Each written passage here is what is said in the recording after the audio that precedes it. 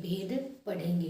पहले हमने रचना के आधार पर वाक्य के भेद पढ़े थे। रचना के आधार पर वाक्य के 3 भेद होते हैं, सरल वाक्य, संयुक्त वाक्य और मिश्रित वाक्य। लेकिन आज हम अर्थ के आधार पर वाक्य के भेद पढ़ेंगे। अर्थ के आधार पर वाक्य के 8 भेद होते हैं। पहला है विधानवाचक वाक्य या कथनात्मक वाक्य।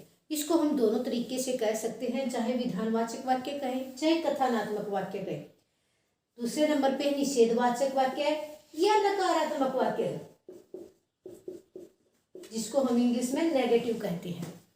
तीसरा है आज्ञावाचक, प्रश्नवाचक, विस्मयवाचक, इच्छावाचक, संदेहवाचक और संकेतवाचक।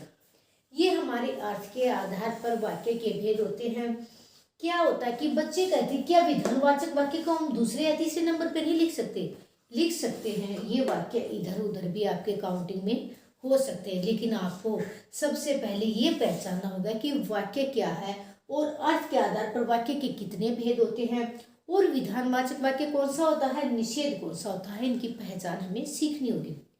सबसे पहले हमारा वाक्य आपका बिल्कुल साधारण 4 या 5th क्लास से शुरू हो जाता है। जो हम सेंटेंस बोलते हैं उसको हम वाक्य बोलते हैं, कि शब्दों का सार्थक समूह वाक्य कहलाता है।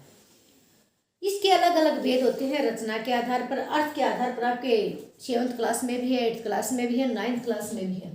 तो हम तीनों चारों क्लास में हमारे आते हैं ये, तो हमें इसकी पहचान होनी चाहिए। अर्थ के आधार पर वाक्य के 8 भेद होते हैं। पहला है विधानवाचक वाक्य या कथनात्मक वाक्य। मैं नाम से ही प्रतीत होता है कि कथनात्मक वाक्य कही हुई बातें, जो हम बिल्कुल साधारण तरीके से बातें कहते हैं, जो हमारी बातें कही हुई होती हैं, वे विधानवाचक वाक्य या कथनात्मक वाक्य में आती है। जैसे क्या है, मैं पढ़ा रही हूँ, तुम सुन रहे हो। ये कही हुई बातें साधारण वाक्य है। तुम सुन रहे हो, ये कही हुई बात है। काम चल रहा है, साधारण वाक्य है, सिंपल वाक्य है। तो यहाँ पर आ गया आपका विधानवाचक वाक्य। या सूर्य पूर्व दिशा से निकलता है, या सूर्य पूर्व पश्चिम दिशा में अस्त होता है, या आज बारिश आएगी। सिंपल साधारण वाक्य विधानवाचक वाक्य में आता है। दूसरे नंबर पे हमारा निषेधवाचक वाक्य, नाम से प्रतीत होते हैं नकारात्मक। नकारात्मक में क्या आता है, नहीं, आज मैं स्कूल नहीं जाऊंगा, आज मैं स्कूल नहीं जाऊंगा। क्या होता है इसमें नेगेटिव सेंटेंस आते हैं, नकारात्मक आते हैं। वहां पर निषेधवाचक वाक्य या नकारात्मक वाक्य होते हैं। नहीं का प्रयोग हुए, जो कार्य आपसे नहीं किया जाए, उस काम को नहीं किया जाए, वहां पर नकारात्मक वाक्य या निषेधवाचक वाक्य कहते हैं। अब हम किस तरीके से प्रश्न आते हैं, प्रश्न आ जाए आज मैं स्कूल नहीं जाऊंगा। अर्थ के आधार पर वाक्य का कौन सा भेद है, यदि आपको पहचान है, यदि आपको समझते हो, यदि आप इसकी परिभाषा को जानते हैं, तो आप अच्छी प्रकार से पहचान पाओगे कि आज मैं स्कूल नहीं जाऊंगा नहीं है, नकारात्मक वाक्य है। तुम सुन रहे हो या मैं पढ़ रहा हूँ, साधारण सिंपल वाक्य है, तो कथनात्मक वाक्य है। 2 वाक्य हमने सीखे अब तक, दोनों वाक्य अच्छी प्रकार से समझ गए होंगे। तीसरा हमारा आज्ञा। आज्ञा क्या होता है, आदेश देना। आज्ञावाचक होता है आदेश देना। बड़े आदेश देते हैं छोटों के लिए, मुझे 1 गिलास पानी लाओ, तुम बाहर मत जाओ, तुम बाहर मत जाओ, तुम बाहर मत जाओ, या मुझे 1 गिलास पानी लाओ। मैं आज्ञा दे रही हूँ, किसी को आदेश दे रही हूँ, तो वहां पर आज्ञावाचक वाक्य होएगा। और बहुत सारे उदाहरण है, तुम जाओ और उसे भेज दो। मैंने आज्ञा दी है कि तुम बाहर जाओ और उसे भेज दो, तो यहाँ पर भी आज्ञा दी गई है। ये जरूरी नहीं है कि यही वाक्य आएगा आपको परिभाषा की पहचान होनी चाहिए। तो इसमें बहुत सारे वाक्य बनते हैं। तुम बाहर जाओ और उसे बुला लाओ, या मुझे 1 गिलास पानी चाहिए, या मुझे 1 पेन चाहिए, या तुम बाहर मत जाओ। नेक्स्ट हमारा प्रश्नवाचक, बिल्कुल आसान, सबसे साधारण है। जिस भी वाक्य के पीछे प्रश्नवाचक चिन्ह आ जाए और हम प्रश्न क्या, क्यों, किसे, किसको प्रश्न पूछते हैं। आपका क्या नाम है, प्रश्न पूछा हमने, और बाद में वाक्य के बाद में प्रश्नवाचक जहां पर भी चिन्ह आपको लगे तो वहां पर आंख बंद करके आप प्रश्नवाचक वाक्य लिख देना। आपके पिताजी का क्या नाम है, आप कहाँ रहते हो, आप क्या काम करते हो, ये सारे हम प्रश्न पूछते हैं उससे, तो प्रश्नवाचक वाक्य में आते हैं। तुम कहाँ जा रहे हो, ये सारे प्रश्न होते हैं, और वाक्य के अंत में प्रश्नवाचक चिन्ह अवश्य आएगा प्रश्नवाचक वाक्य में, और प्रश्न पूछा जाएगा, वहां पर प्रश्नवाचक वाक्य होएगा। नेक्स्ट हमारा विस्मयवाचक। विस्मय, हैरानी, आश्चर्य, शोक प्रकट किया जाए, और बेटा पहचान के लिए हमें विस्मयादि बोधक का निशान मिलेगा। जिस भी वाक्य में विस्मयादि बोधक का निशान मिले वहां पर विस्मयवाचक वाक्य होगा। जैसे हाय, फूल सी कोमल बच्ची, फूल सी कोमल बच्ची हुई राखी ढेल, तो उस पे हाय बोला गया है, और विस्मयादि बोधक चिन्ह आया है। यहाँ पर मैंने बताया था कि विस्मयादि बोधक में आश्चर्य होएगा, हैरानी होएगी, या दुख प्रकट होएगा, या शोक होएगा, या हर्ष होएगा, खुशी होएगी, ये कई तरीके से वाक्य आते हैं, और इसके बीच में विस्मयादि बोधक ये चिन्ह अवश्य मिलता है। वहां पर जिस भी वाक्य में विस्मयादि बोधक चिन्ह मिले तो वहां पर विस्मयवाचक वाक्य कहलाता है।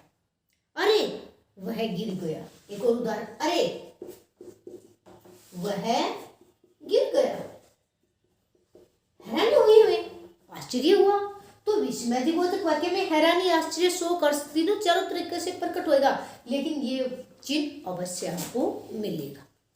नेक्स्ट हमारा इच्छा। क्या है आपकी इच्छा, हमारी इच्छा है, मैं आपको आशीर्वाद देती हूँ कि आपका दिन मंगलमय हो, मेरी इच्छा है, मेरे मन के भाव है कि आपको आशीर्वाद दे रहे हैं, तो वहां पर इच्छा व्यक्त की जाती है, आपकी यात्रा शुभ हो, आपका दिन मंगलमय हो। ये क्या है, ये इच्छावाचक वाक्य में आती है। तुम सफलता प्राप्त करो, ये सारी की सारी इच्छावाचक। इच्छा होता है कि किसी भी वाक्य में शुभ कामना, इच्छा या आशा प्रकट की जाए। शुभ कामना देते हैं या आशा प्रकट करते हैं या इच्छा व्यक्त करते हैं, ये तीनों चीजें आएंगी। जैसे हम शुभ कामना देते हैं कि आपका दिन मंगलमय हो या आपकी यात्रा शुभ हो, तो यहाँ पर इच्छावाचक वाक्य आता है। नेक्स्ट हमारा संदेह। नाम से प्रतीत होता है बेटा, संदेह का क्या होता है, शक। किसी चीज में हमें शक प्रकट हो कि वो काम हो भी सकता है, हो भी रहा है, नहीं भी हो रहा है, तो हमें उसमें संदेह हो रहा है, शक हो रहा है, शायद आज वह नहीं आएगा। संदेह हो रहा है हमें कि शायद वो काम हो भी सकता है, आ भी सकता है, नहीं भी आ सकता। शायद आज गाड़ी देर से आएगी, शायद आज गाड़ी देर से आएगी, मतलब शायद कब बोला उसने, संदेह प्रकट किया है, मतलब वो चीज उसको कन्फर्म नहीं है, पक्की नहीं है, तो वहां पर शक किया जा रहा है किसी के ऊपर, तो वहां पर संदेहवाचक वाक्य होगा। और संदेहवाचक वाक्य के बहुत सारे उदाहरण हैं।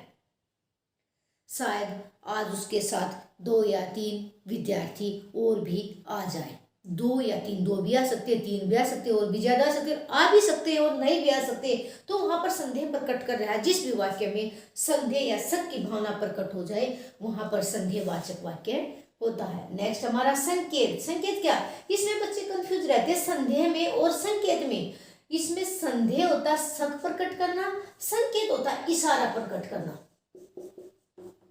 इनके ये समझने हमारा संदेह, शक और संकेत इशारा प्रकट करते हैं कि क्या करते हैं इशारा प्रकट करने के लिए, कि एक वाक्य दूसरे के ऊपर निर्भर होता है। इसमें संकेत में यदि तुम पढ़ते तो अच्छे नंबर लाते, वहां पर इशारा किया गया किसने ऊपर, यदि तुम परिश्रम करते तो सफल होते, यदि तुम परिश्रम करते तो सफल अवश्य होते,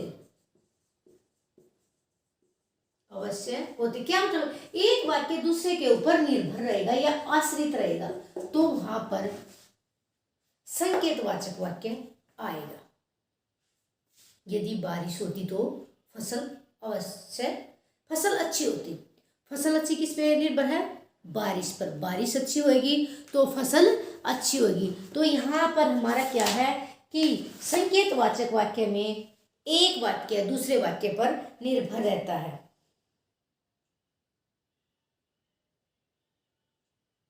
यदि तुम पढ़ोगे तो परीक्षा में अच्छे अंक भी प्राप्त करोगी। मैंने कहा कि संकेत वाक्य में इशारा भी करेगा किसी के ऊपर और एक वाक्य दूसरे के ऊपर भी डिपेंड होगा।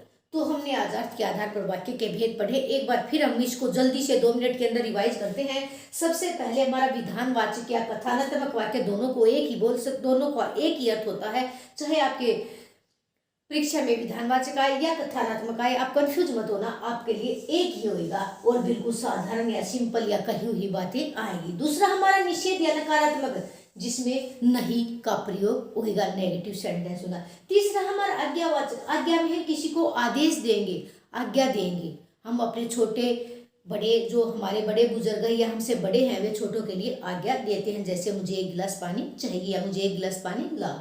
नेक्स्ट हमारा प्रश्नवाचक वाक्य में जिस भी वाक्य के अंत में प्रश्नवाचक चिन्ह मिल जाए और वाक्य में प्रश्न पूछा जाए वहां पर प्रश्नवाचक वाक्य। नेक्स्ट हमारा विस्मय, विस्मय आश्चर्य, हैरानी, शोक, हर्ष, दुख का भावना प्रकट हो जिस वाक्य में, और यह चिन्ह आपको अवश्य मिलेगा उसमें। विस्मयादिबोधक वाचक वाक्य या विस्मयवाचक या विस्मयादिबोधक वाक्य दोनों ठीक। इच्छा, इच्छा अपने मन की भावना होती है। हम किसी को इच्छा जाहिर करते हैं, जैसे आपकी यात्रा मंगलमय है, आपका दिन शुभ हो, आपकी यात्रा शुभ हो, ये हमारी शुभकामना या आशा प्रकट की जाए, वहां पर इच्छावाचक वाक्य होता है। नेक्स्ट हमारा संदेह, संदेह का अर्थ होता है शक, शक है हमें, वह काम हो भी सकता है नहीं भी हो सकता, हमें उसके ऊपर शक किया जाएगा, वहां पर संदेहवाचक वाक्य होएगा, शायद आज कोई आ जाए। संकेत होता है इशारा, इशारा भी करते हैं और एक वाक्य दूसरे के ऊपर डिपेंड या आश्रित रहेगा। शायद तुम पढ़ते तो पास हो जाते, यदि तुम मेहनत करते तो तुम अवश्य सफल होते। ऐसे हमारे इन 2 चीजों में कंफ्यूज होते हैं बच्चे ज्यादातर, संदेह और संकेत में। इसमें कंफ्यूज होने की जरूरत नहीं होती। संदेह शक के अकॉर्डिंग याद करेंगे, हम किसी चीज पर शक करते हैं, और संकेत करते हैं, इशारा करते हैं, और एक वाक्य दूसरे के ऊपर डिपेंड या आश्रित होता है, या एक वाक्य दूसरे के बिना अधूरा रहता है, वहां पर संकेतवाचक वाक्य कहलाता है। तो बेटा आज का हमारा टॉपिक खत्म होता है। आशा करती हूँ कि आपको समझ गए होंगे, अच्छे से समझ आया होगा। Thank you.